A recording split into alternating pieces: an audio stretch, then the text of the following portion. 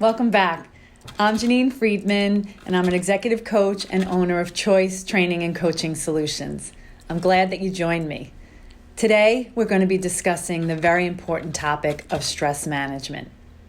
Question for you: how much stress are you feeling right now? Chances are, if you're like most, you're feeling a high level of stress or at least a moderate level of stress. Unfortunately, stress has become the new normal. But you know, as a leader, it's hard to reach your full potential if you're overwhelmed with stress. In addition, it's costing U.S. businesses over $300 billion per year due to lost productivity, absenteeism, and turnover. Your tone sets the energy level and tone for your team.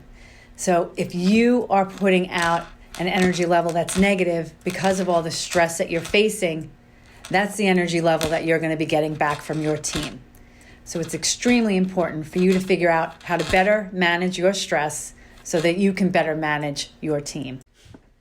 We can't address what we're not aware of. So your first step is to recognize when you're experiencing stress. So my next question for you is, what are your warning signs for stress? They're different for everyone. For me, my warning signs are things like back pain, neck pain, dry mouth. I have less patience and I tend to overreact. Just ask my children. No two people have the same exact warning signs for stress, but the key is to start to learn what your individual warning signs are. Most successful people know what their warning signs are and they address them as soon as they recognize them, as opposed to others who push through their warning signs of stress, leaving themselves open for longer-term problems like burnout, depression, illness, and disease. You are receiving physical, emotional, and behavioral warning signs for stress. Some examples of physical warning signs would be things like a stoop posture, backache, shoulder pain, neck pain, stomach ache, digestive challenges, headaches, chronic fatigue. You might want to check in with your body language. The universal sign for stress is doing this. If you notice that you're doing that on a regular basis, that could be a warning sign for you. You're also receiving emotional warning signs of stress.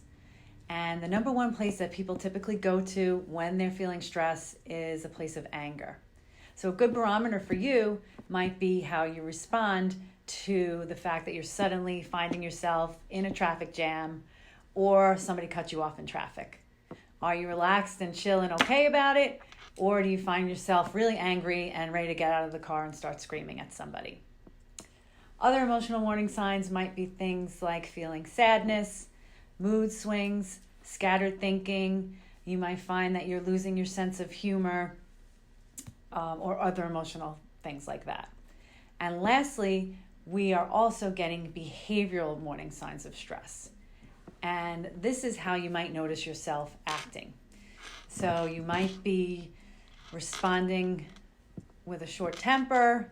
You might notice that you're acting on impulse. You might see that you're withdrawing from relationships. You might be late to a lot of things. You might be avoiding work. You might be changing jobs often. You also might notice that you're experiencing some nervous habits and an increase in those nervous habits, like nail biting, smoking, or even relying more heavily on things like alcohol or other substances. So your first step is to recognize when you're experiencing warning signs of stress. I encourage you over the next week or so to really tune in and be mindful of the physical, emotional, and behavioral warning signs of stress you're experiencing. You might even consider jotting them down.